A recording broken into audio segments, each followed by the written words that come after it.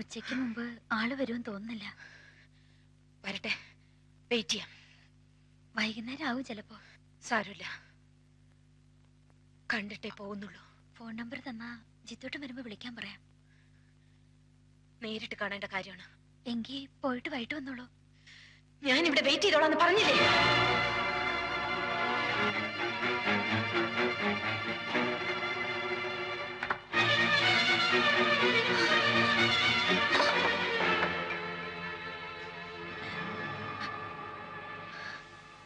Hello, പ്രകാശനല്ലേ?